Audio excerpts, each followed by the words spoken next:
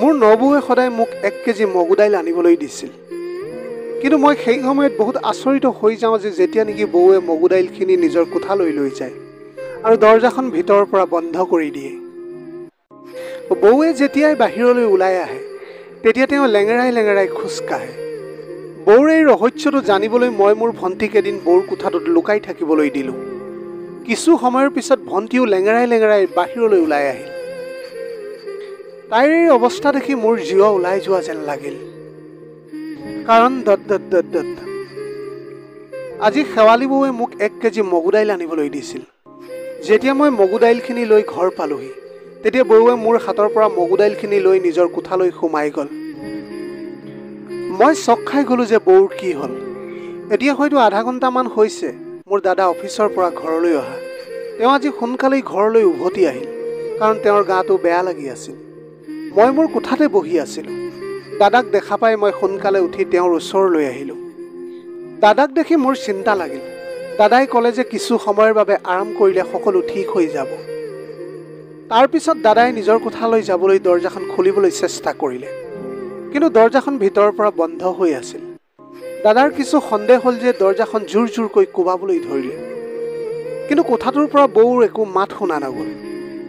দাদাই মোৰ ফালে ঘূৰি চাই সুধিলে যে শেৱালি ক'ত আছে আৰু দৰজাখন ভিতৰৰ পৰা বন্ধ কিয় হৈ আছে। মই তেতিয়া ভয় খাই গ'লোঁ। মই ক'লোঁ, দাদা, বৌ কোঠাতে আছে। এইটোও হ'ব পাৰে যে বৌৰ ঘৰৰ কাম কৰি ভাগৰ লাগিছে, সেইকাৰণে তেওঁ টোপনি গ'ল। দাদাই জোৰ জোৰকৈ দৰজাখন কোবালে আৰু ক'লে যে শেৱালি সোনকালে দৰজাখন খোলা, কিন্তু বৌৱে একো মাত নিদিলে। মই দাদাৰ হাতখনত ধৰি বাহিৰৰ বাৰাণ্ডালৈ লৈ আহিলোঁ আৰু ক'লোঁ, তুমি ইয়াতে বহা, মই দৰজাখন খুলিবলৈ চেষ্টা কৰোঁ। মই জোৰ জোৰকৈ দৰজাখন খুলিবলৈ ধৰিলোঁ আৰু লগতে কৈ আছিলোঁ যে বৌ দৰজাখন খোলা, দাদাই আৰাম কৰিবৰ বাবে ঘৰলৈ আহিছে, তেওঁৰ গাটো ইমান ভাল নহয়। কিন্তু বৌৰ কোঠাটো ইমান শান্ত আছিল যে একো শব্দই শুনি পোৱা নাছিলোঁ। মই দাদাৰ কোঠাত আহি বহি ল'লোঁ। তেওঁৰ মুখখন খঙতে ৰঙচুৱা হৈ আছিল। মই ক'লোঁ, দাদা, তুমি মোৰ কোঠাতে আৰাম কৰি লোৱা। হ'ব পাৰে যে বৌ টোপনি গ'ল চাগে। ভণ্টি অৰ্থাৎ নিতুৱেতো শুইয়ে আছে। দাদাই মোৰ কথাত মূৰটো জোকাৰিলে আৰু মোক ক'লে যে তুমি ইয়াৰ পৰা যোৱা, তুমিও অলপ আৰাম কৰি লোৱা। কিন্তু মই দাদাৰ ওচৰতে বহি থাকিলোঁ। কিছু সময়ৰ পিছত বৌৰ দৰজাখন খোল খালে আৰু বৌৱে লেঙেৰাই লেঙেৰাই বাহিৰলৈ ওলাই আহিল। দাদাই তৎক্ষণাত খঙেৰে উঠিল আৰু বৌক চিঞৰি ক'লে যে কোঠাটোৰ ভিতৰৰ পৰা বন্ধ কিয় কৰি লৈছিলা? তুমি নাজানা নেকি যে মই মোৰ ভণ্টি দুজনীৰ দায়িত্ব তোমাক দি অফিচলৈ গুচি যাওঁ? তুমি চাগে সদায় এইবোৰেই কৰি থাকা ন? তুমি মোৰ ভণ্টিহঁতক কেতিয়াও নিজৰ বুলি ভবা নাই চাগে। দাদাৰ কথা শুনি মই বহুত ভয় খালোঁ। মই 16 বছৰীয়া এজনী ভয়াতুৰ ছোৱালী আছিলোঁ। দাদাক খঙত দেখি মই নিজেই ভয় খাই গ'লোঁ। তথাপিও মই নিজেই আগুৱাই গৈ ক'লোঁ যে দাদা, তুমি ভুল বুজিছা। বৌৱে আমাক কেতিয়াও লোকৰ বুলি ভবা নাই। বৌৱে আমাক দুইজনীকে নিজৰ ছোৱালীৰ দৰে মৰম কৰে। হয়তো আজি বৌৰ গাটো ভাল নহয়, সেইকাৰণে তেওঁ টোপনি গ'ল। মোৰ কথা শুনি দাদাই মোৰ মূৰত হাতখন থলে আৰু নিজৰ কোঠালৈ সোমাই গ'ল। বৌৰ চকুত চকু পানী ওলাই আহিছিল আৰু তেওঁ মোক সাবতি ধৰি ক'লে যে ধন্যবাদ নেহা, এতিয়া ধন্যবাদ দিবলৈ বাদ দিয়া আৰু সোনকালে পাকঘৰলৈ গৈ দাইল বনাওগৈ বলা। বৌ তেতিয়া কিছু ক্ষণৰ বাবে চিন্তিত হৈ গ'ল। তেওঁ ক'লে যে নেহা, দাইলখিনিতো মই খাই পেলালোঁ, তুমি তোমাৰ কোঠালৈ যোৱা আৰু পঢ়াগৈ। বৌৱে লেঙেৰাই লেঙেৰাই পাকঘৰলৈ গুচি গ'ল। মই আচৰিত হৈ তাতে থিয় হৈ বৌক চাই আছিলোঁ আৰু ভাবিছিলোঁ যে বৌৱে মোক মিছা কথা কিয় ক'লে যে তেওঁ দাইলখিনি খাই পেলালে বুলি। কিয়নো মই নিজ চকুৰে দেখিছিলোঁ যে সেইখিনি কেঁচা মগু দাইল বৌৱে নিজৰ কোঠালৈ লৈ গৈছিল। ময়ো নিজৰ কোঠালৈ আহিলোঁ আৰু পঢ়োঁতে পঢ়োঁতে মই কেতিয়া যে টোপনি গ'লোঁ গমেই নাপালোঁ। সন্ধিয়া হোৱাত মোৰ চকু খোল খালে আৰু মোৰ লগে লগে নিতেও সাৰ পালে। আমি দুয়োজনী পাকঘৰলৈ গৈ বৌক সহায় কৰিবলৈ ধৰিলোঁ। মই দেখিলোঁ যে বৌৱে মনটো আজি অন্য মনস্ক হৈ আছে। দাদাও পাকঘৰ আহি পালেহি। এতিয়া তেওঁৰ গাটো অলপ পাতল হোৱা যেন অনুভৱ হ'ল। বৌৰ লগত ভালদৰে কথা বতৰা পতা দেখিলোঁ। মই এইটো ভাবি সকলো নেদেখাৰ ভাও জুৰিলোঁ যে এইটো হয়তো মোৰ ভ্ৰম আছিল। পিছদিনা ৰাতিপুৱা সোনকালে উঠি কলেজ যাবৰ বাবে সাজু হ'লোঁ আৰু দাদাৰ লগত কলেজলৈ গুচি গ'লোঁ। দাদাই অফিচলৈ যাওঁতে মোক সদায় লৈ যায়। মই আৰু নিতু একেখন কলেজতে পঢ়োঁ। তাই ফাৰ্ষ্ট ইয়েৰ আছিল। তাইৰ পৰীক্ষা শেষ হোৱাৰ বাবে ক্লাছ বন্ধ হৈ আছিল। মই ছেকেণ্ড ইয়েৰৰ আছিলোঁ আৰু মোৰ পৰীক্ষা হ'বলৈ এতিয়াও 3 মাহ বাকী আছিল। কলেজৰ পৰা ঘৰলৈ আহোঁতে মই বাছত আহোঁ। মই যেতিয়া ঘৰলৈ আহিলোঁ তেতিয়া মোৰ এনেকুৱা লাগিছিল যে বৌৱে মোৰ কাৰণে অপেক্ষা কৰি আছে। বৌৱে মোক দেখাৰ লগে লগে ক'লে, নেহা, সোনকালে ইউনিফৰ্ম সলাই লোৱা আৰু মোক 1 কেজি মগু দাইল আনি দিয়া। তাৰপিছত বৌৱে পইচা আনিবৰ বাবে কোঠালৈ সোমাই গ'ল। মই দেখিলোঁ যে বৌৱে এতিয়া লেঙেৰাই লেঙেৰাই খোজ কঢ়া নাই। মই সোনকালে মুখ হাত ধুই বৌৰ কাষলৈ আহিলোঁ। বৌৰ পৰা পইচা লৈ মই 1 কেজি মগু দাইল লৈ আহিলোঁ। আজি মই বৌক দাইলখিনি দি ক'লোঁ যে বৌ, প্লিজ মগু দাইল বনাবা। মোৰ কথা শুনি বৌৰ মুখৰ ৰং নোহোৱা হৈ গ'ল। বৌৱে মূৰটো জোকাৰি হ'ব বুলি ক'লে আৰু দাইলখিনি নিজৰ কোঠালৈ লৈ গ'ল। মোৰ এইটো দৃশ্য দেখি বহুত আচহুৱা যেন লাগিল যে এনেকুৱা কেনেকৈ হ'ব পাৰে যে কেঁচা দাইলখিনি নিসিজোৱাকৈ কোনে নিজৰ কোঠালৈ লৈ যায়। মই এইবোৰকে ভাবি ভাবি নিজৰ কোঠালৈ আহিলোঁ আৰু মই পঢ়াত ব্যস্ত হৈ পৰিলোঁ। সন্ধিয়া পৰত দাদা অফিচৰ পৰা ঘৰলৈ আহোঁতে মোৰ আৰু নিতুৰ বাবে আলু চপ লৈ আহিছিল। দাদাৰ মাত শুনি বৌৱে নিজৰ কোঠাৰ পৰা ওলাই আহিল আৰু বৌৱে লেঙেৰাই লেঙেৰাই খোজকাঢ়ি আছিল। মই পুনৰ আচৰিত হৈ গ'লোঁ, কিয়নো দুপৰীয়াতো বৌ ভৰিখন ঠিকেই আছিল, এতিয়া আকৌ লেঙেৰাই লেঙেৰাই কিয় খোজকাঢ়িছে। তেতিয়া মোৰ বৌৰ ওপৰত সন্দেহ হ'ল যে বৌৱে দাদাক দেখুৱাবৰ বাবেই এইবোৰ নাটক কৰা নাইতো। কিন্তু যেতিয়া মই বৌৰ মুখখন চালোঁ তেতিয়া বৌৰ মুখত স্পষ্টকৈ দেখা পোৱা গৈছিল যে তেওঁ বহুত কষ্টত আছে। মই মোৰ বেয়া চিন্তাধাৰাক তৎক্ষণাত সলনি কৰি দিলোঁ আৰু বৌৰ ওচৰলৈ গৈ সুধিলোঁ যে বৌ, তোমাৰ ভৰিখনত কি হৈছে? কিন্তু বৌৱে মোক একো উত্তৰ নিদিলে, মনে মনে থাকিল। দাদাৰ বহুত ভোক লাগিছিল, সেইকাৰণে বৌৱে সোনকালে পাকঘৰলৈ গুচি গ'ল। মই প্ৰায় বৌক ভাত বনোৱাত সহায় কৰি দিওঁ। আজিও বৌক সহায় কৰিবৰ বাবে মই পাকঘৰলৈ গ'লোঁ। মই ক'লোঁ, বৌ, মগু দাইলৰ কথা ভাবি ভাবি মোৰ বহুত ভোক লাগিছে। বৌৱে মোৰ ফালে বহুত আচহুৱা চাউনিৰে চাই ক'লে যে আজি মই আলুৰ দম বনাইছোঁ। মগু দাইলখিনি মই কেতিয়াবাই খালোঁ। দাইলখিনি বহুত ভাল আছিল। বৌৰ এইটো কথা শুনি মই থতমত খালোঁ। মই লগে লগে মোৰ নিজৰ কোঠালৈ গুচি আহিলোঁ। মই বৌৰ কথাবোৰকে ভাবি আছিলোঁ। কিন্তু নিতুক দেখি মই আচৰিত হ'লোঁ, কিয়নো তাই 10ম শ্ৰেণীৰ কিতাপ লৈ বহি আছিল। মই তাইক ক'লোঁ যে যেতিয়া পঢ়াৰ সময় আছিল তেতিয়া তুমি পঢ়াৰ পৰা আঁতৰি থাকিলা, এতিয়া কি লাভ এইবোৰ কিতাপ পঢ়ি। মই নিতুৰ পৰা কিতাপকেইখন আনিবলৈ লওঁতেই তাই মোৰ হাতখন জোৰেৰে ঠেলি দিলে আৰু বহুত খঙেৰে ক'লে যে কেতিয়াবাতো মোক অলপ শান্তিত থাকিবলৈ দিয়া। প্ৰতিটো সময়তে মোৰ মা হ'বলৈ চেষ্টা নকৰিবা। তুমি মোতকৈ মাত্ৰ 2 বছৰ ডাঙৰ, 20 বছৰ ডাঙৰ নহয় যে মোৰ প্ৰতিটো কামৰ মাজত সোমাবা। নিতুৰ এনেকুৱা ব্যৱহাৰ মই কেতিয়াও আশা কৰা নাছিলোঁ। নিতুৱে কেতিয়াও মোৰ লগত এনেকুৱা ব্যৱহাৰ কৰা নাছিল। মই তাইক অকলে এৰি থৈ দাদাৰ ওচৰত বহিলোহি। দাদাই মোক পঢ়াৰ কথা সুধিবলৈ ধৰিলে, য'ত নেকি মোৰ সম্পূৰ্ণ ধ্যান বৌৰ ভৰিখনৰ ওপৰত আছিল। বৌৱে দাদাৰ সন্মুখলৈ আহিবলৈ খোজা নাছিল আৰু তেওঁ বহুত চেষ্টা কৰিছিল যাতে তেওঁ লেঙেৰাই খোজ নাকাঢ়ে। দাদাই যেতিয়া মোক কিবা কিবি ভাবি থকা দেখিলে তেতিয়া দাদাই মোক চিন্তিত হৈ থকাৰ কাৰণ সুধিলে। মই একো নভবা নিচিন্তাকৈ দাদাক কৈ দিলোঁ যে নিতুৱে মোৰ লগত বেয়া ব্যৱহাৰ কৰিছে। দাদাই মোৰ কথা শুনি আচৰিত হৈ গ'ল আৰু নিতুক চিঞৰি বাহিৰলৈ মাতি আনিলে আৰু ক'লে যে নিতু, অনবৰতে কোঠাটোত কিয় সোমাই থাকা? বাহিৰলৈ আহি আমাৰ সকলোৰে লগত কিয় নবহা? দাদাৰ মুখৰ শব্দ মুখতেই আছিল। নিতুৱে জোৰ জোৰকৈ কান্দিবলৈ ধৰিলে। তাই ক'লে যে দেউতাইতো নিজেই এই পৃথিৱীখন এৰি গুচি গ'ল, কিন্তু মোক কষ্ট সহ্য কৰি থাকিবৰ বাবে এৰি গুচি গ'ল। দাদাই কয় কোঠাটোত সোমাই নাথাকিবা। বৌৱে কয় ঘৰৰ কামত সহায় কৰা, য'ত নেকি মোৰ বাই মোৰ শত্ৰু হৈ আছে। দাদাই নিতুৰ এই অৱস্থা দেখি চিন্তিত হৈ পৰিল।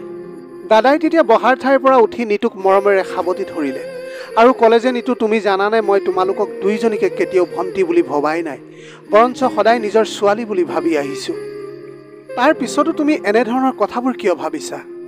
নিতুৱে একো নোকোৱাকৈ কান্দি আছিল। আমি সকলোৱে চিন্তিত হৈ আছিলোঁ। অৰ্থাৎ তাই চকু পানী মচিলে আৰু আমাক ক্ষমা খুজিলে। তাৰপিছত তাই নিজৰ কোঠালৈ গুচি গ'ল।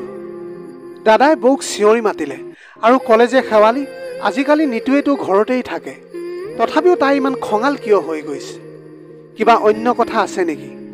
দাদাৰ কথা শুনি বৌৰ মুখৰ ৰং নোহোৱা হৈ গ'ল।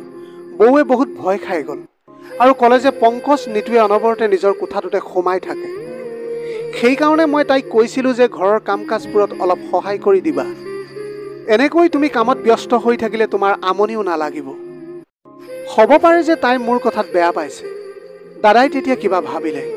নাজানো মোৰ এনেকুৱা কিয় লাগিছিল যে বৌৱে আমাৰ পৰা কিবা কথা লুকুৱাই আছে, কিবা এটাতো কাৰণ নিশ্চয় আছে। পিছদিনাখন দাদাই আমাৰ কোঠাটোৰ বাবে এটা টিভি, ভাল কিছুমান চিনেমা, কেৰম বৰ্ড লৈ আহিছিল। দাদাই নিতুক এইবোৰ দেখুৱাই ক'লে যে আজিৰ পৰা তুমি ঘৰটোত আমনি নোপোৱা। তাৰপিছত দাদাই কেৰমখন বৌৰ হাতত দি ক'লে যে শেৱালি তুমি আৰু নিতুৱে কেৰম খেলিবলৈ নাপাহৰিবা। এইবোৰ দেখি বৌৱে হাঁহি মাৰি দিলে। তাৰপিছত নিতুৱে ক'লে যে নেহাবা মই গোটেই দিনটো চিনেমা চাম, তুমি মাত্ৰ পঢ়াত মনোযোগ দিবা। মোৰ মনটো ভাল লাগি গ'ল। মই ৰাতি দেৰিলৈকে পঢ়িছিলোঁ কাৰণ মোৰ পৰীক্ষা আহি আছিল।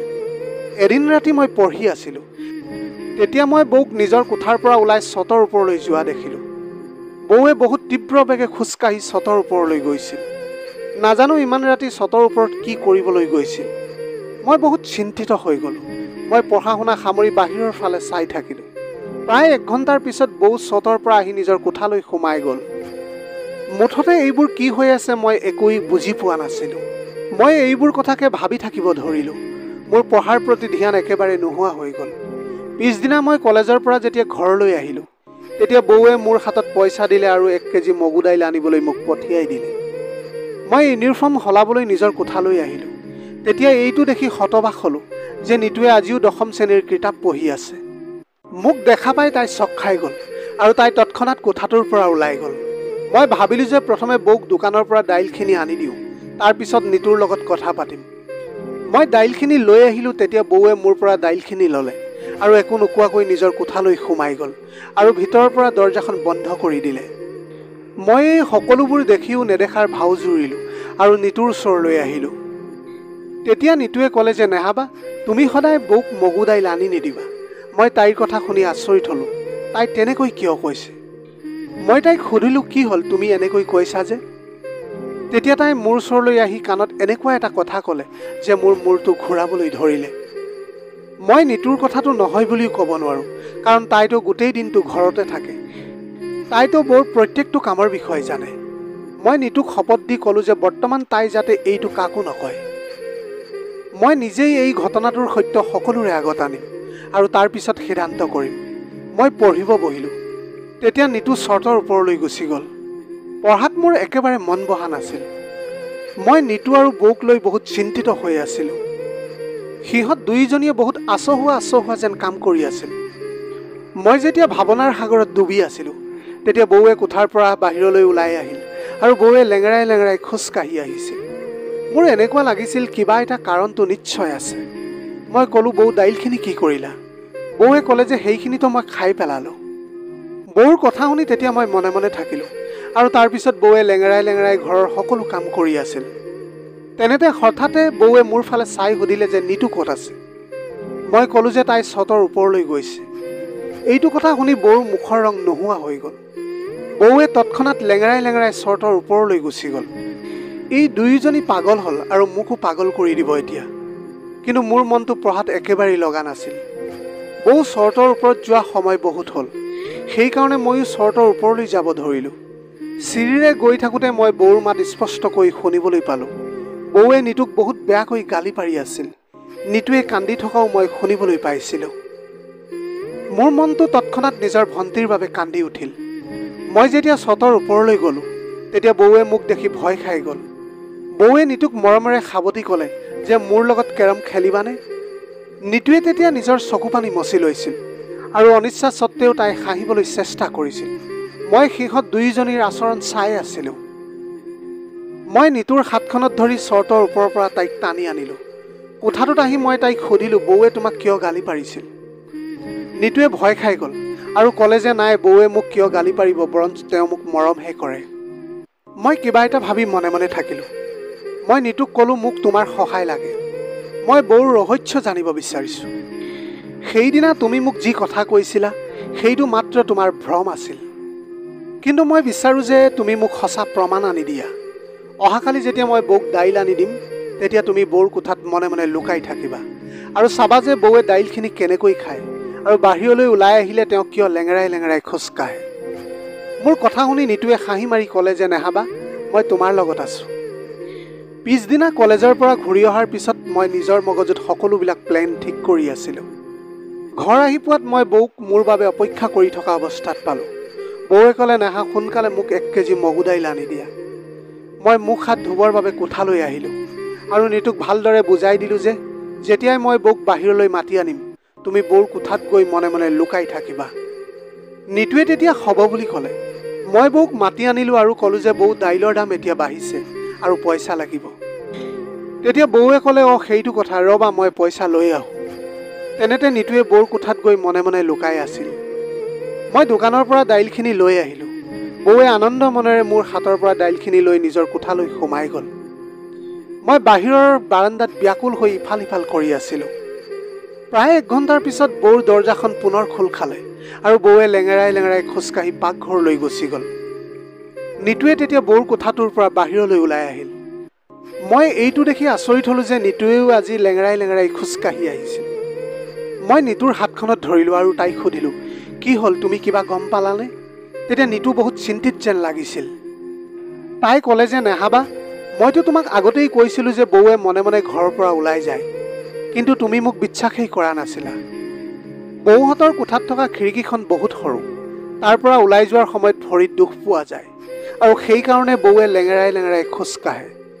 মই সেইখন খিৰিকীৰে ওলাই বৌৰ পিছে পিছে যাবলৈ বিচাৰিছিলোঁ, কিন্তু ভৰিত দুখ পোৱাৰ বাবে আকৌ মই ঘূৰি আহিলোঁ। মই তেতিয়া নিতুক শপত দিলোঁ যে তাই দাদাক যাতে এই বিষয়ে নকয়। তাই ক'লে যে মই ইমান বুৰ্বক নহয় যে নিজৰ দাদাৰ সংসাৰখন ভঙাৰ কথা ভাবে। মই নিতুক এখন কিতাপ দিলোঁ আৰু ক'লোঁ যে তুমি এইখন পঢ়া। মই তাইৰ সৰু মনটোক এইবোৰ কথাৰ পৰা আঁতৰাই ৰাখিব বিচাৰিছিলোঁ, য'ত নেকি মই নিজেই এই ঘটনাটোত সোমাই পৰিছিলোঁ যে বৌৰ বিষয়ে মই দাদাক কওঁ নে নকওঁ। বৌৱেতো আমাৰ লগত বহুত ভালকৈয়ে থাকে, কিন্তু তেওঁ মোৰ দাদাৰ লগত বহুত বিশ্বাসঘাতকতা কৰি আছে। এইবোৰ কথা ভাবি ভাবি মই কেতিয়া টোপনি গ'লোঁ গমেই নাপালোঁ। যেতিয়া দাদাৰ চিঞৰ বাখৰ কৰা শব্দ শুনিলোঁ তেতিয়া মই ভয় খাই উঠিলোঁ। মোৰতো জিও ওলাই গৈছিল। মই দৌৰি আহিলোঁ যেতিয়া বাৰান্দাত দাদা, বৌ আৰু নিতুক দেখিলোঁ। মই ভাবিলোঁ যে নিতুৱে চাগে বৌৰ সকলো কথা দাদাৰ আগত কৈ দিলে, সেইকাৰণেতো দাদাই সিহঁত দুয়োজনীৰ ওপৰত খং কৰিছে। মোক দেখাৰ লগে লগে দাদাই খঙেৰে ক'লে, নেহা, মইতো তোমাক বহুত বুধিয়ক বুলি ভাবিছিলোঁ, কিন্তু তুমিও তাইক চম্ভালিব নোৱাৰিলা। দাদাৰ চকুৰ চাৱনি নিতুৰ ওপৰত আছিল। মই আগুৱাই গৈ ক'লোঁ, দাদা কি হৈছে? দাদাৰ চকুত চকু পানী ওলাই আহিছিল।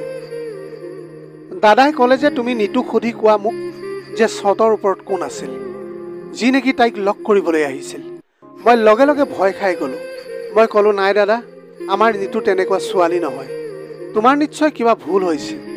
বৌৱে আগুৱাই আহি ক'লে, পংকজ, আপুনি একো প্ৰমাণ নোহোৱাকৈ ইমান খং নকৰিব। সৰু ছোৱালী ভুল হ'ব পাৰে, পিছত তাই নিজেই বুজি পাব। দাদাই বৌক চকুযোৰ ডাঙৰ কৰি চাই ক'লে, শেৱালি, মই তোমাক বিয়াৰ প্ৰথম নিশাই কৈছিলোঁ যে এই দুয়োজনী অকল মোৰ ভণ্টিয়ে নহয়, বৰঞ্চ সিহঁত মোৰ ছোৱালী। মাক হৈ তুমি ইহঁতক সংস্কাৰ দিবা, আৰু তুমি এতিয়া এনেধৰণৰ সংস্কাৰ দিছা সিহঁতক। মই নিতুৰ হাতখন ধৰিলোঁ আৰু তাইক আমাৰ কোঠালৈ লৈ আহিলোঁ। মই নিতুক সুধিলোঁ যে তুমি মোক সকলো কথা সঁচাকৈ কোৱা। তাই তেতিয়া কান্দি কান্দি ক'লে যে বৌৱে বিচাৰিছে যে আমি দুয়োজনীয়ে এই ঘৰখন এৰি গুচি যাওঁ, সেইকাৰণে এইবোৰ কৰি আমাক দাদাৰ চকুত বেয়া কৰিব বিচাৰিছে। নিতুৰ কথাবোৰে মোক অন্তৰখনত বহুত দুখ দিলে। মই ক'লোঁ, নিতু, তুমি চিন্তা নকৰিবা, আমাৰ কাৰণে গাঁত খন্দাজন নিজেই গাঁতত পৰি মৰিব। পিছদিনা দাদাৰ লগত কলেজলৈ ওলালোঁ। তেতিয়া দাদাক বহুত চিন্তিত হৈ থকা দেখিছিলোঁ। তেওঁৰ চকুত খং স্পষ্টকৈ দেখা পোৱা গৈছিল। মই ক'লোঁ যে দাদা, আজি তুমি অফিচৰ পৰা ছুটী লৈ মোক কলেজৰ পৰা নিব আহিবা। মই এটা সঁচা কথা তোমাৰ আগতে ৰাখিব বিচাৰোঁ। দাদাই একো নোকোৱাকৈ গুচি গ'ল, কিন্তু মই আনন্দিত হ'লোঁ যে দাদাই মোক নিবৰ বাবে কলেজলৈ আহিল। মই দাদাক ক'লোঁ যে তেওঁ যাতে ঘৰৰ বাহিৰতে থাকে, যেতিয়ালৈকে মই দাদাক চকুৰে ইংগিত দি নামাতোঁ। মই যেতিয়া ঘৰলৈ গ'লোঁ তেতিয়া বৌৱে মোক 1 কেজি মগু দাইল আনিবলৈ ক'লে। যেতিয়া মই মগু দাইল আনিবলৈ বাহিৰলৈ গ'লোঁ তেতিয়া দাদাই আগবাঢ়ি আহি মোক ক'লে যে তুমি ক'ত যোৱা? মই ক'লোঁ, তুমি অলপ ইয়াতেই ৰোৱা, আজি সত্য কথাবোৰ তোমাৰ আগত আহি যাব। মই দাইলখিনি লৈ ঘৰলৈ আহিলোঁ।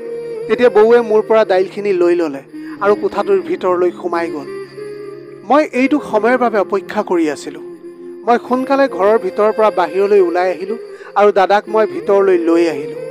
মই ক'লোঁ, দাদা, তুমি দৰজাখন খোলা। দাদাই হাতুৰিৰে দৰজাখন কোবাই খুলিলে। আমি ভিতৰলৈ সোমাই গ'লোঁ। তেতিয়া বৌ ভিতৰত নাছিল দাদাই সেই সৰু খিৰিকীখনেৰে বাহিৰলৈ চালে, বৌক দেখা পালে। বৌৱে বহুত তীব্ৰ বেগে খোজকাঢ়ি কৰবালৈ গৈ আছিল। দাদাও সেইখন খিৰিকীৰে জঁপিয়াই গ'ল, য'ত নেকি মই আৰু নিতুৱে বহুত কষ্ট কৰি সেইখন খিৰিকীৰে বাহিৰলৈ ওলাই যাব পাৰিছিলোঁ।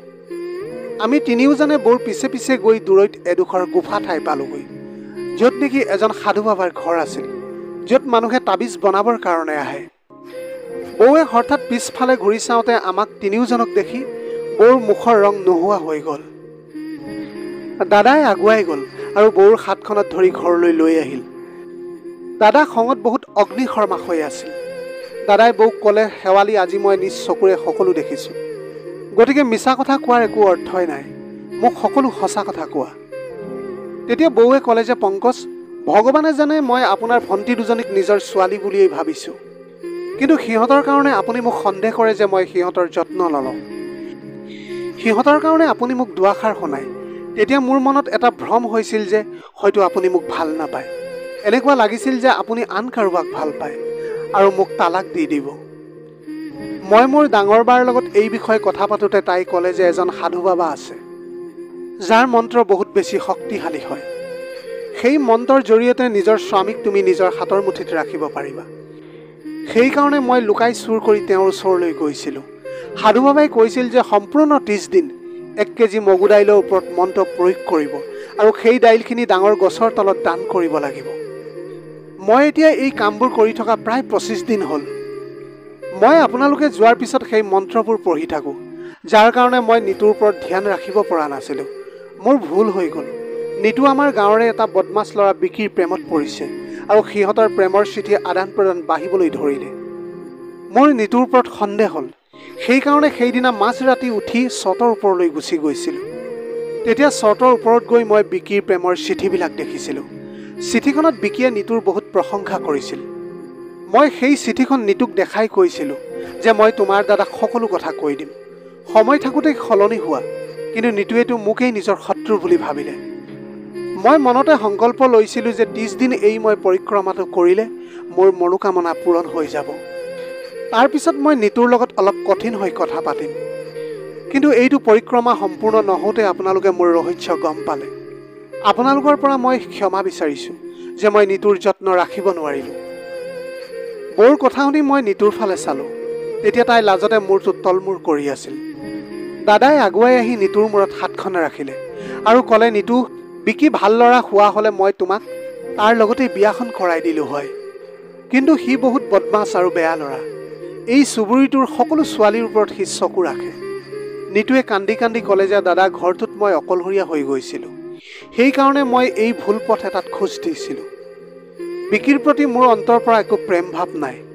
নিতুৰ কথা শুনি দাদাই হাঁহি এটা মাৰি ক'লে, তেওঁৰ মূৰৰ ওপৰৰ পৰা এটা ডাঙৰ গধুৰ বোজা যেন নোহোৱা হ'ল। তাৰপিছত দাদাই আমাক দুয়োজনীকে নিজৰ কোঠালৈ পঠিয়াই দিলে। হ'ব পাৰে যে দাদাই বৌক এতিয়া কিবা ক'ব। দাদাই বৌক আমাৰ আগত কেতিয়াও গালি পৰা নাছিল। মই দাদাক ক'লোঁ যে দাদা, তুমি বৌক গালি নাপাৰিবা। বৌৱে আমাক সদায় মাৰ দৰেই যত্ন লয়। বৌৱে কান্দি কান্দি আমাক দুয়োজনকে সাবতি ধৰিলে আৰু এনেদৰেই আমাৰ ঘৰত পুনৰ এবাৰ সুখৰ বৰষুণ আহিবলৈ ধৰিলে। প্ৰিয় দৰ্শক, এয়াই আছিল আজিৰ কাহিনীৰ ভাগ। আজিৰ ভিডিঅ'টি কেনেকুৱা লাগিলে জনাব। যদি ভাল লাগিল তেনেহ'লে লগৰ বন্ধু বান্ধৱীসকলৰ মাজত শ্বেয়াৰ কৰিবলৈ নাপাহৰিব। আপোনালোকৰ গোটেই জীৱনটো হাঁহিৰে উপচি পৰক। পাৰিলে দুখীয়াজনক অলপ সহায় কৰিবলৈ চেষ্টা কৰিব। আপোনালোকৰ অকণমান সঁহাৰিয়ে যদি কোনোবা এজন দুখীয়াৰ জীৱনটো সলনি কৰিব পাৰে, তাতকৈ পুণ্যৰ কাম আৰু এই পৃথিৱীত একোৱেই হ'ব নোৱাৰে। Have a nice day.